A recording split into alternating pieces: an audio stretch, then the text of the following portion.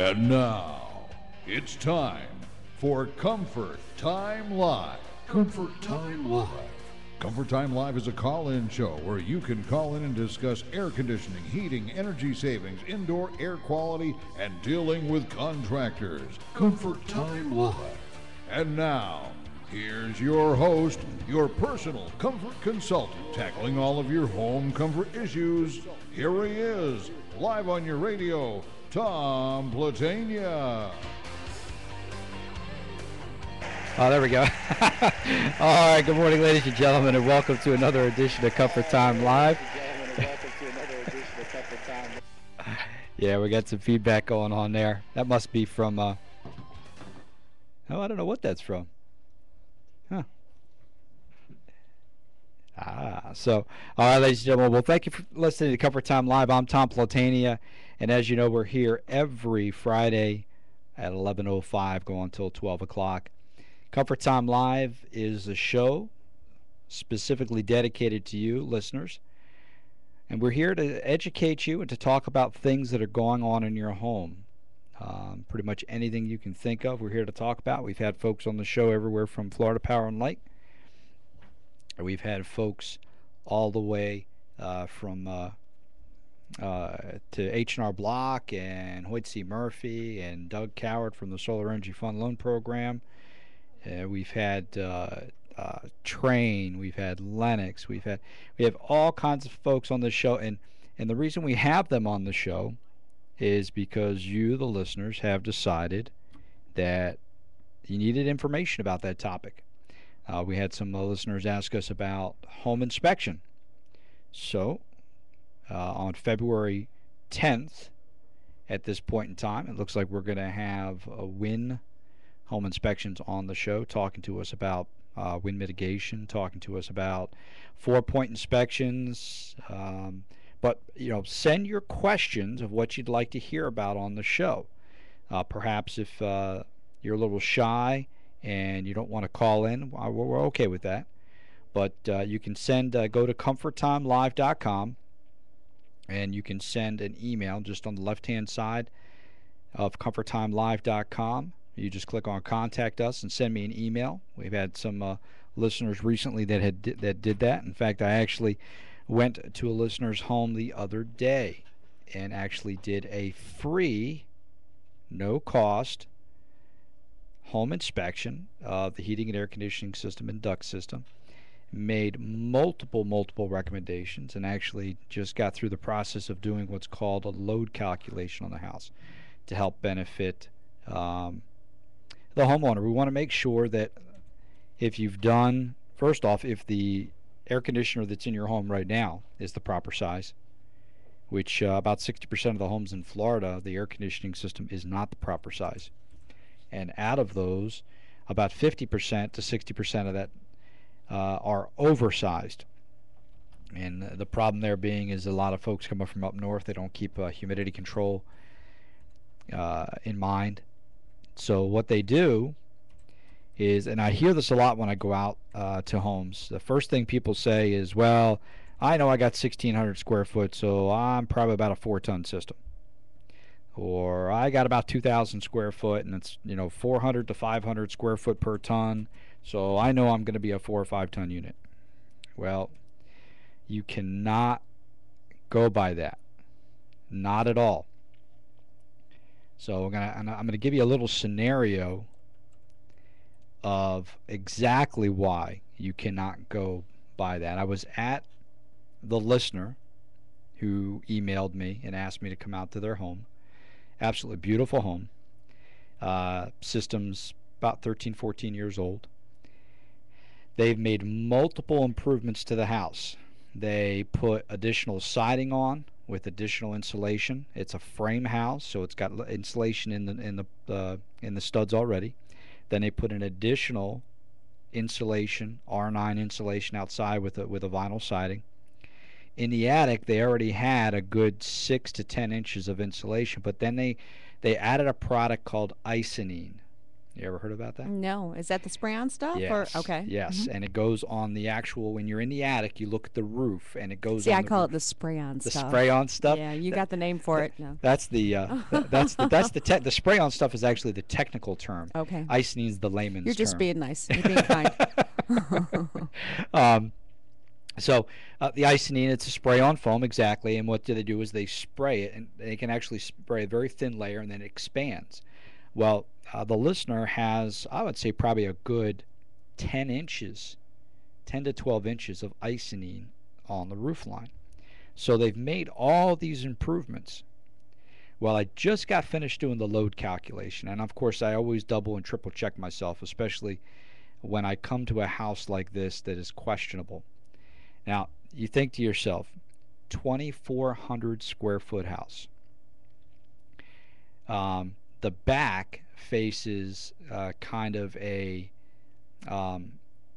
southwest, and the whole back of the house is pretty much windows. Okay, so when the sun is on that side of the house, they're getting nothing but heat. They're getting some heat, but it's got a 17-foot overhang coming out from those windows, except for one window.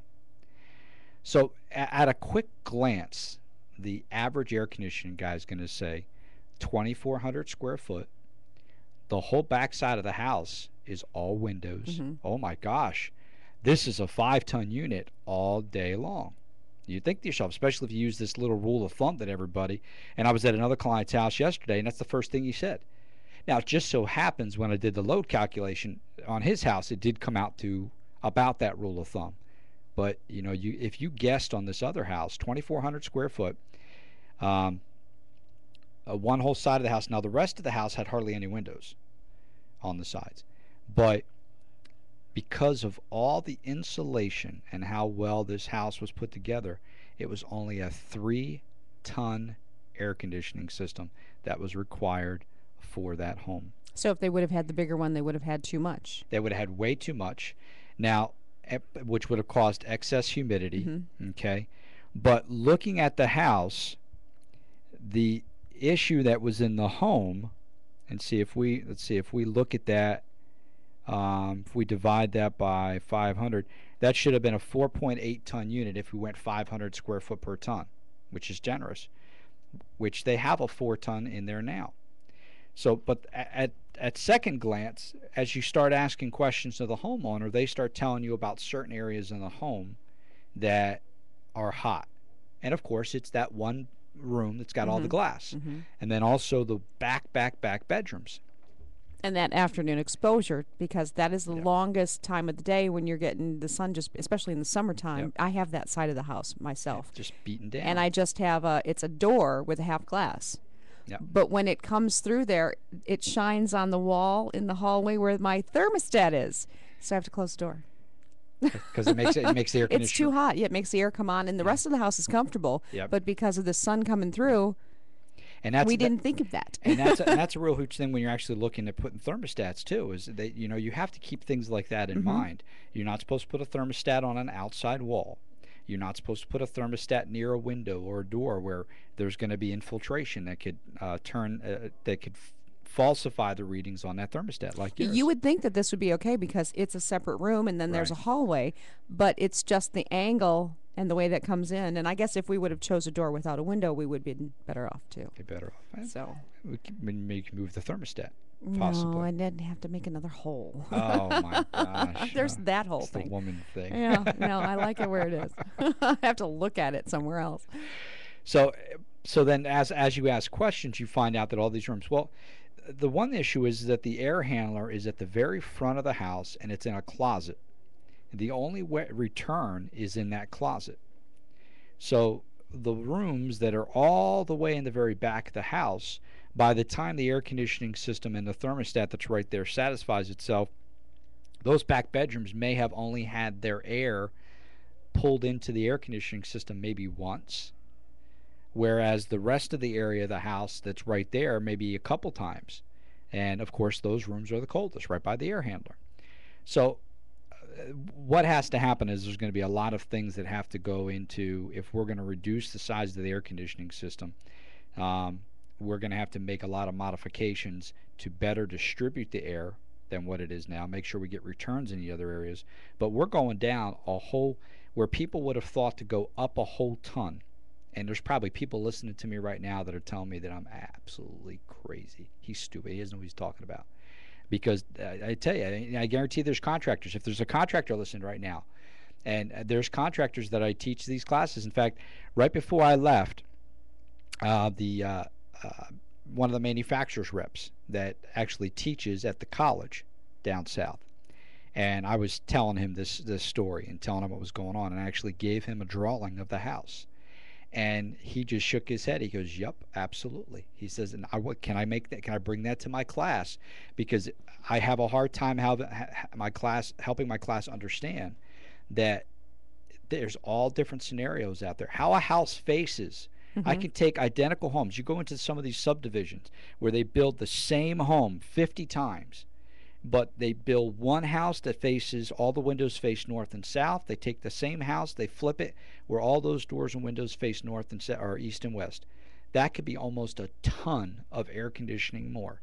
Same house, same square foot, same amount of people living in it, same refrigerators, everything. It's just how the house faces. Now, when you look at square footage, do you consider too the height of the ceilings? Yes. Because cubic feet. Yes. you could have a absolutely. house with Absolutely. 8-foot ceilings. The load calculation programs take that into consideration because you got the cubic volume of the house as well. Is it harder to cool, or does it matter? Well, it'll take more. Because I know heat rises. Right, heat rises, but hot goes to cool. But if you have your returns higher, you're also going to be pulling that hot air out. But the only thing it's going to do is it's going to require more BTUs of cooling to cool a larger cubic foot area.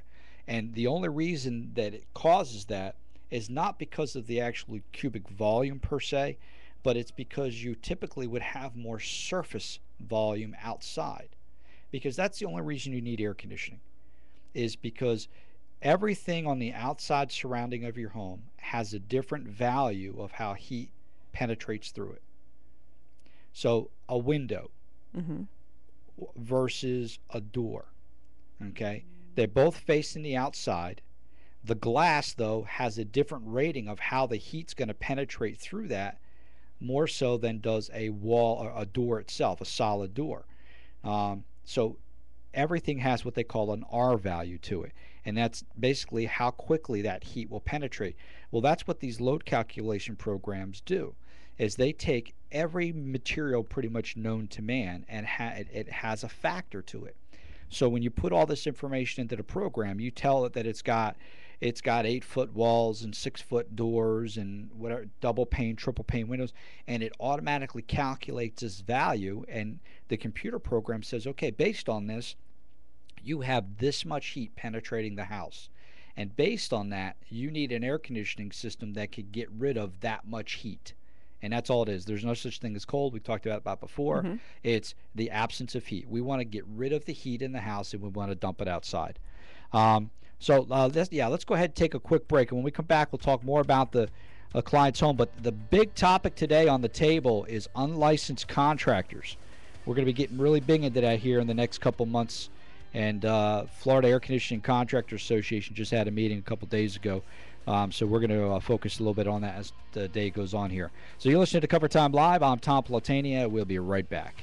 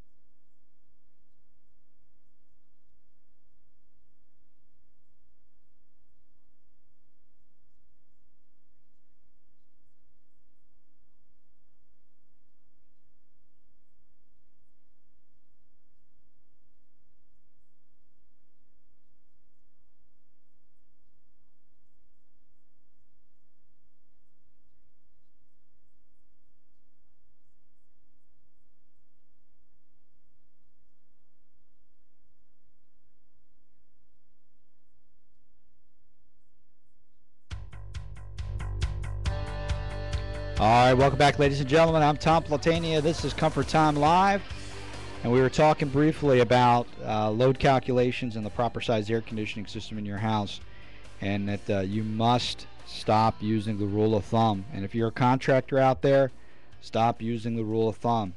Get yourself a very inexpensive load calculation program. Manuel J. Wrightsoff actually has for $150. You can put a program on your iPad.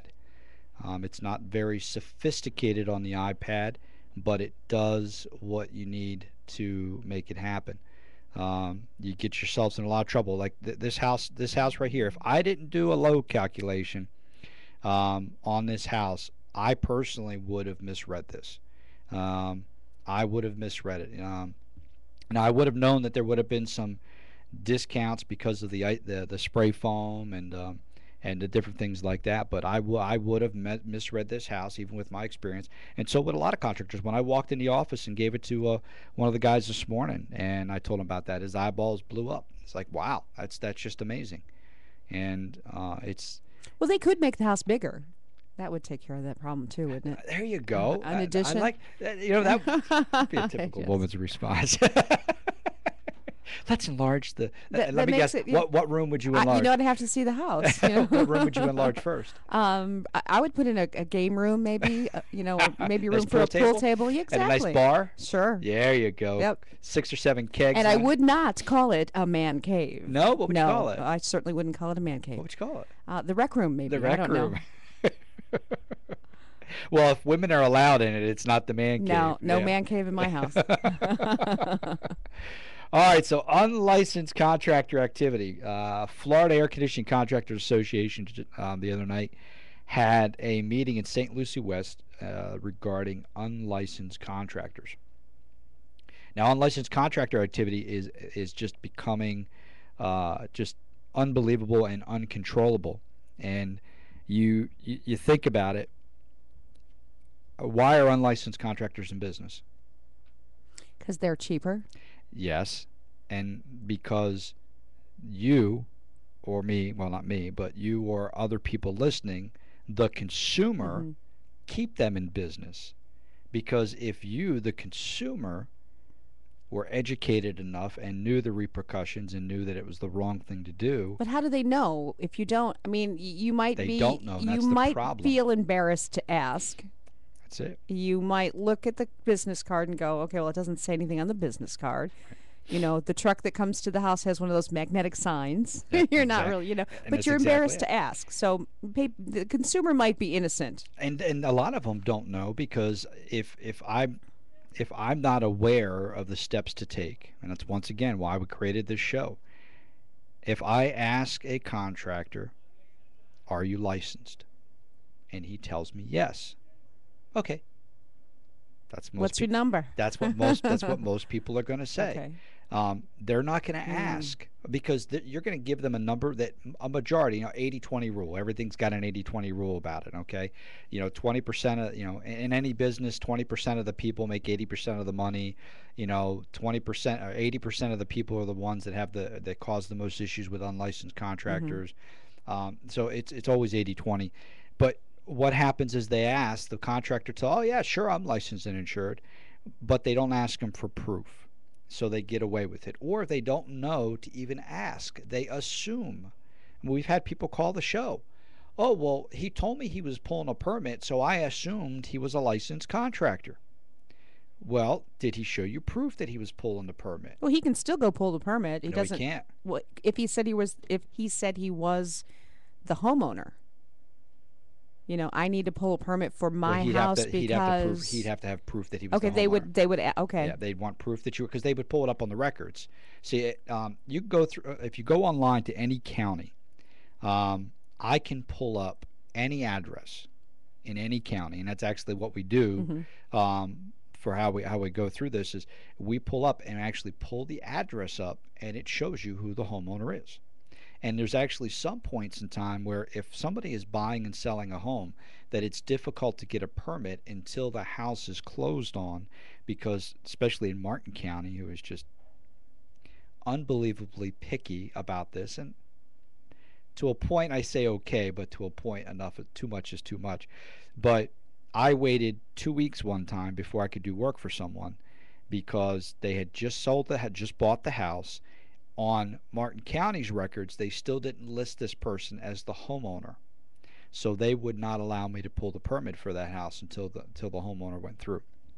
So yes, they will check that. So you can't just go there. I need to pull a permit. Here's my address. They're going to say, "Let me see your license to make sure you are that guy." If you're not the contractor, because as a contractor, they're going to ask you for your license number. Like St. Lucie County, they make sure that you're in the system. Okay, they make sure what's your license number. You have to have valid information about your company. So if I walked in there and tried to gave them your address and said, "Oh, I want to pull a permit from my house," they're going to say, "What's your address?" They're going to pull it up, and then they're going to say, "Well, let me see your ID." Because I'm a homeowner. So they do ask to see an ID. They're going to want proof. Okay. They're going to want proof that you as the homeowner are trying to pull a permit. But never pull a permit for someone that should have a license to do a job.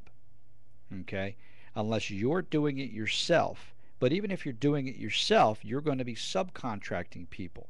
You still need to verify, and even though you pull the permit, you are still responsible for those people coming in your home to be licensed. Now, should a red flag go up if that contractor asks you as the homeowner to go pull your own? Absolutely. Okay. And that's actually part of the topic is absolutely, that is a huge red flag, especially if it's a contractor.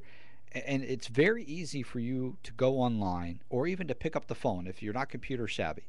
And whatever the county is that you live in or the city that you live in, you call that phone number up, you ask for the building department, and you just ask a simple question. I am replacing whatever component it is. Do I need a permit or a licensed contractor to do that? They'll tell you yes or no.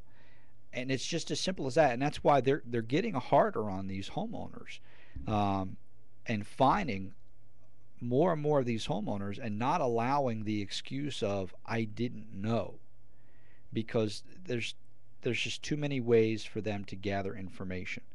Now I'm sure there's always circumstances of why they would let that slide, but you are responsible. Now, some of the things, if you knowingly hire an unlicensed contractor, there is a civil penalty of up to $5,000 for you for knowingly hiring an unlicensed contractor. But that's not even that's minute considering all the other issues. First off, I mean it's like helping a criminal rob a bank. It's like, you know, you're aiding and abetting these people, and you are the one that's helping them to stay in business. If these guys know that they're not going to be able to continue business because people are not going to sign their contracts, they're not going to pay them money, but there's always somebody out there that's going to do it, and that's what they live off of. And they find all kinds of tricks. You know, some of the ways to find an unlicensed contractor is you see a clear white or a clear vehicle driving down the road that has some type of ladder or tools attached to it that you can basically tell that they're doing some kind of work, some kind of construction work or something along those lines. You see the white vans all the time. They got the ladder racks on them. They got the ladders. You look inside the glass window in the back of them. There's all kinds of tools hanging, but you see no lettering around the side. Well, at that point in time, that person has done absolutely nothing illegal because there's nothing on the truck. Now, the second he puts a name on that truck, if he does not have a license number, he's driving around illegally. Because anytime you market your name of your company, you have to have your license number on it, whether it's a business card, phone book, on the side of the truck, or anything. So I've seen some of them where they letter them and then they just put license and insured on the side. Okay, well, if nobody's driving around, which right now, because funds are so tight, you know, these counties don't have tons of people driving around just looking for this stuff. You know, if the inspectors happen to catch it as they're walking by.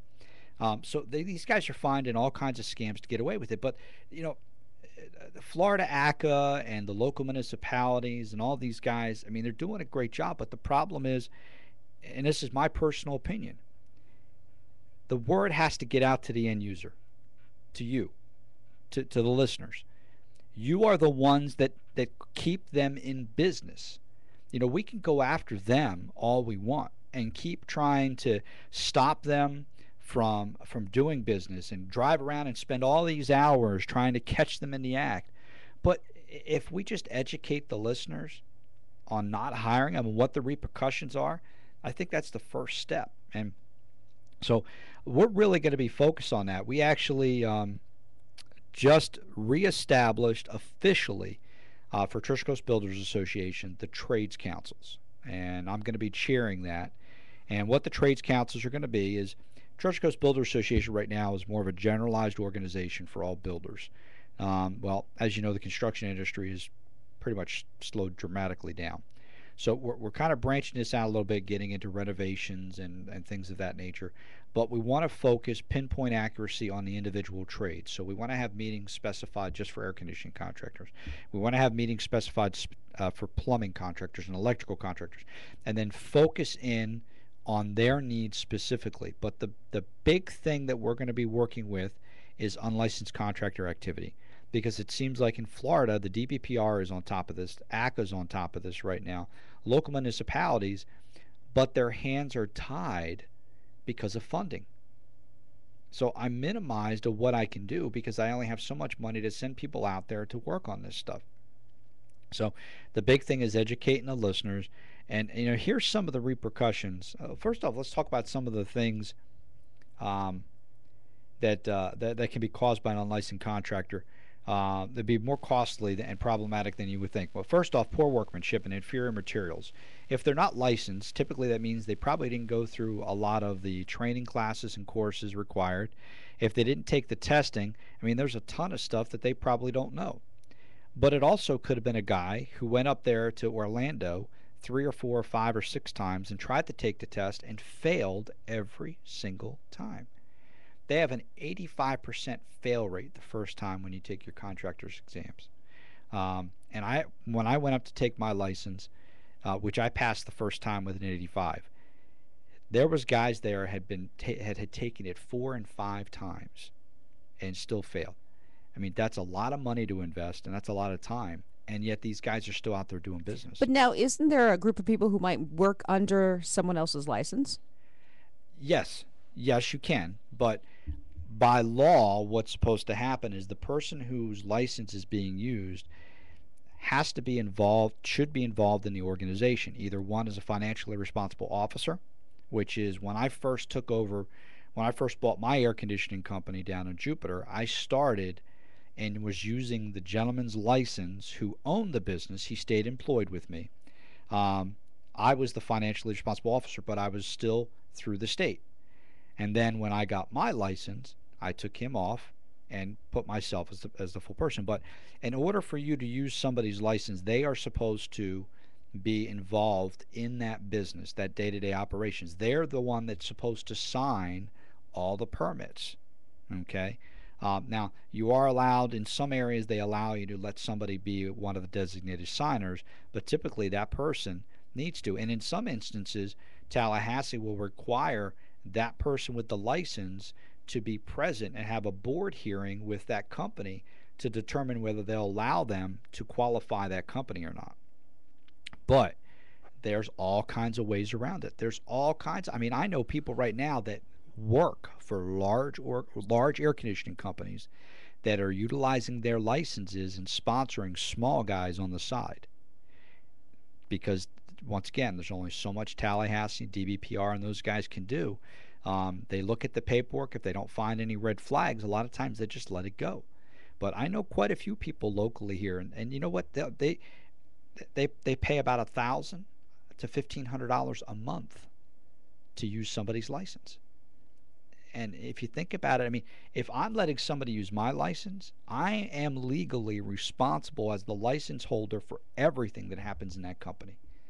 Because if any of those customers complain or come after that person, I'm the license holder. I am legally responsible for it. So yeah, absolutely, there's people doing it, but I'd say probably 90% of them are doing it illegally because they're not involved in the company. Now you have some large corporations that have one person qualifying 3 or 4 companies, but he's involved in that company. He's part of that company and corporation. I know ARS, for instance, they actually have they get most of their they're a large organization, and most of their general managers are the license holders for their individual groups, even though it's a large corporation. But absolutely, you find that all the time. And it's, when you pull up somebody's license, if you notice that their company is in Stewart or Port St. Lucie, when you put the license holder in there and you see that the license is from, Kissimmee or something like that, boom, red flag. Especially if it's just a smaller company. So, but some of the things: poor workmanship, inferior materials may be necessary to get the job done or redone. And once again, a lot of these guys that are unlicensed contractors are trying to undercut everybody else to get in door. That's how they get in. Well, you're choosing them because they're saving you right, money. They're saving you money. Well, you think of it this way: how are they charged? He's doing the work. He's probably paying the same amount of money for the equipment as the licensed contractor. Okay, so, and in a lot of instances, depending on the licensed contractor may be paying just a little bit less for the equipment. But you think about it, how could that be possible? How could he be selling the job so much less? Okay, well, you think, okay, he has not much overhead. Or you think that he's giving you a break and he's taking it out of the labor part, not necessarily out of the materials part. Correct, but he's taking out a labor part because he probably, doesn't know how much his labor is really cost him. He thinks to himself, hey, if I can make $100, $200 off this job, I'm great. So, materials and equipment cost me $2,000. I'll charge $2,500. Hey, I made $500. Okay, well, he doesn't realize the tax implications that he's got to come across. Okay, well, wait a minute. If that client needs me to come back and service that unit in 6 months or a year from now because something went wrong, what happens? Well, the guy didn't make any money. He's probably not available. He's probably not available. Why? No. Because he made no money on the job, so he has nothing. And the tax implication, he probably gets paid in cash, so they're, he's just not. And that's a huge it. No-no. That's a huge no-no. Make sure that there's a paper trail. But okay, this unlicensed guy comes into your house. He's got poor workmanship, inferior materials. He falls through your ceiling. Okay, what happens?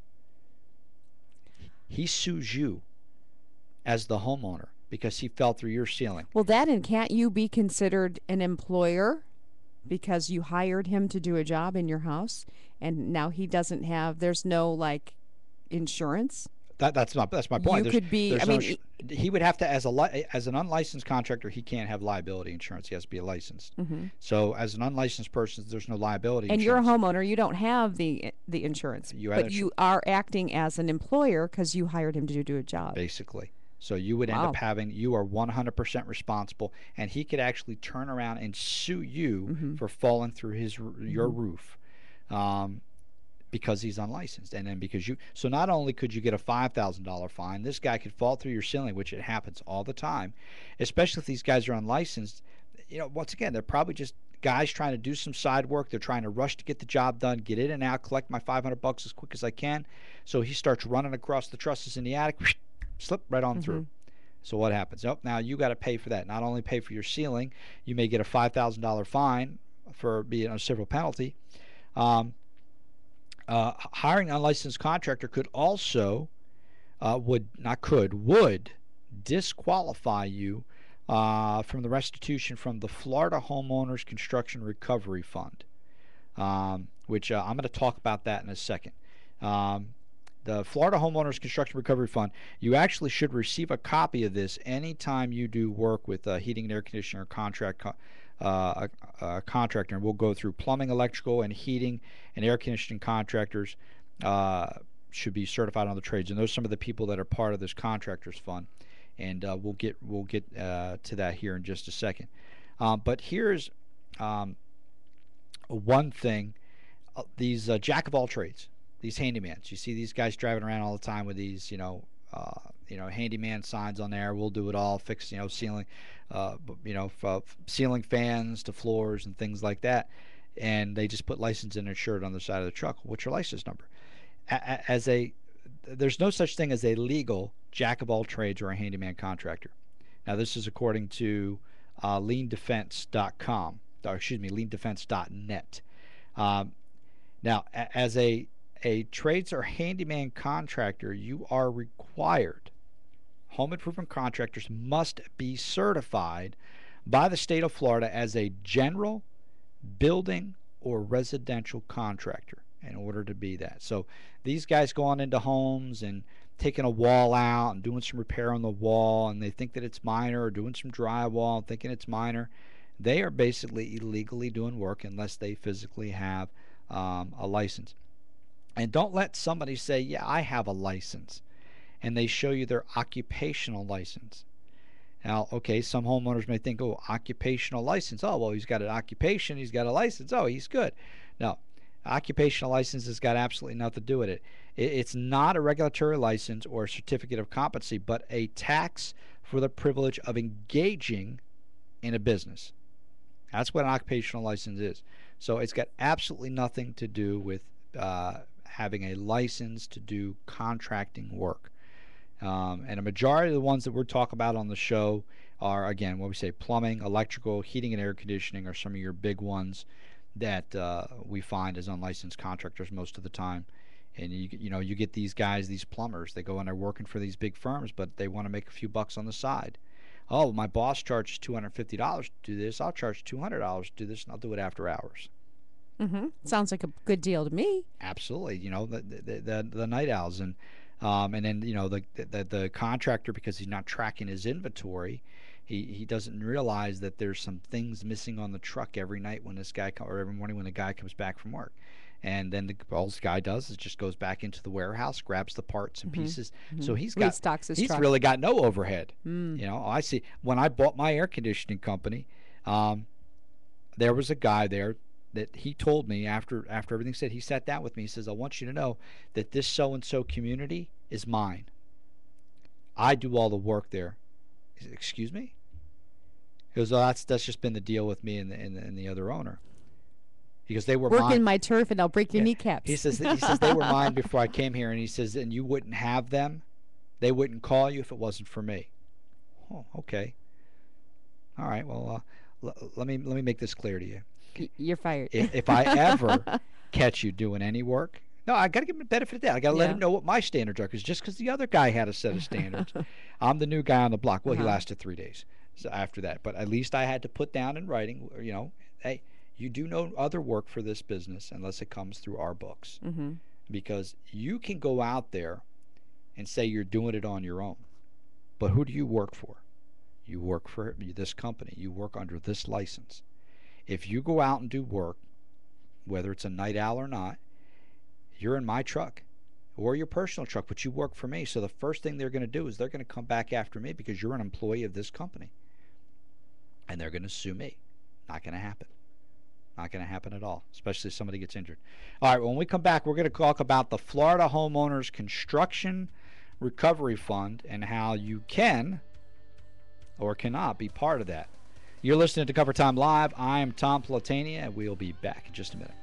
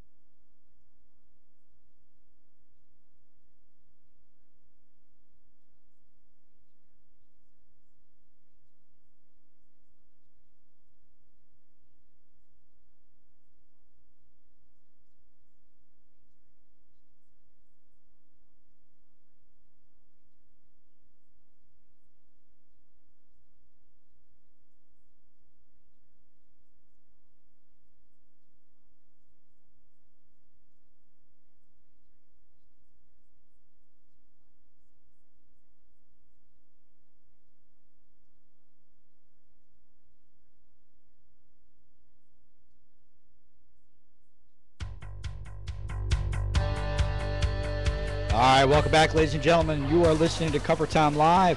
If you have any questions or comments or maybe you'd like to tell your story about how you found out the guy that was working for you, or gal that was working for you, was an unlicensed contractor.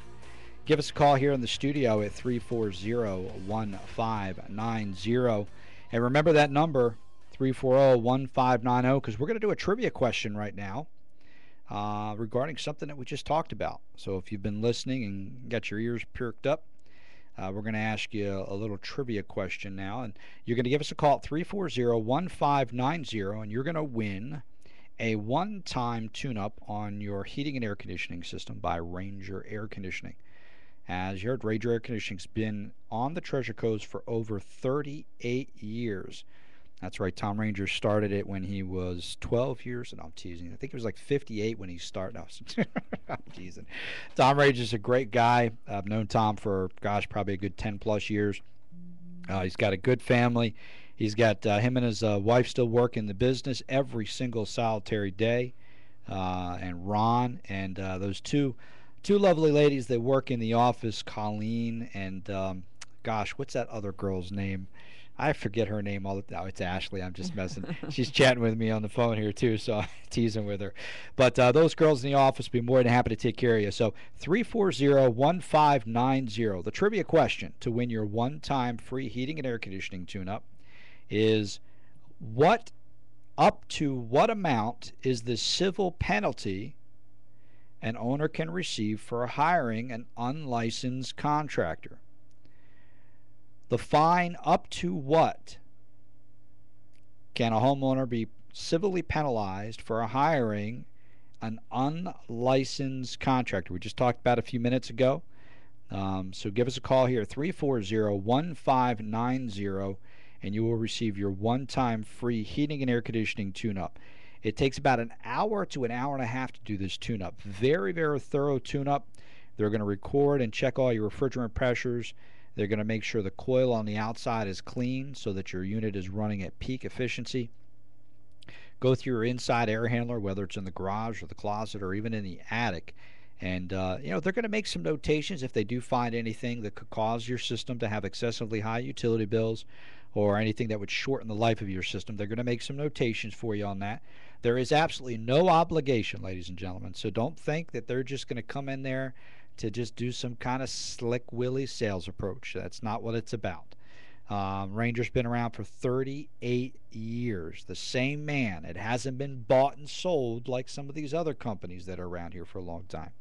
So they're going to come out. They're going to do a world-class job on your heating and air conditioning system, make some recommendations, and all you have to do is say thank you very much and have a great day. But give them a call, 340-1590. Give us a call here at the studio with the answer to our question. Up to what amount can a homeowner be fined for civil penalty for hiring a contractor? All right, we're going to go to line one. We have David on the phone. David, good morning. Hey, good morning. How are you, sir? Boy, if I was doing any better, I'd think I was twins. Oh. Well, hey, I just turned on the radio. I caught you earlier this morning. I think I wasn't calling to participate in the quiz, but I'm going to say I think I heard you say it was $5,000 in the state of Florida. All right. But irregardless of that, I had a comment about what you were talking about, licensed contractors in the state of Florida. I absolutely support your position in what you're doing and trying to move that ball forward. I've moved down here after about 35 years of being a licensed general contractor in the state of Virginia. I was a specialty contractor up there in steel fabrication, millwrighting, heavy rigging, and equipment installation. We've worked throughout the world and really been blessed by wonderful experiences. But I have to say, when I have observed several different licensed contractors of specialty trades down here in the Treasure Coast, I think there's a responsibility with being a licensed contractor besides just paying the fee and passing the tests. And that is a responsibility to perform your work safely and within all of the requirements and confines of OSHA and whatever the equivalent of OSHA requirements are here in the state of Florida. And what I've observed has been, I've got to tell you, just quite atrocious. contractors and outside erection or installation contractors setting up signage or installing fabricated steel and roofing and things like that. And this comes down to basic fall protection for employees. Right. It comes down to proper ladder tie-off. It comes down to a certified work platform. I cannot tell you the number of times that I've seen licensed steel contractors down here put a pallet on the forks of a forklift and lift their welders up to go ahead and do. Oh, absolutely. You see that all the time. I had 125 men work for me in two different locations. I had one office in Decatur, Alabama, and one in Winchester, Virginia.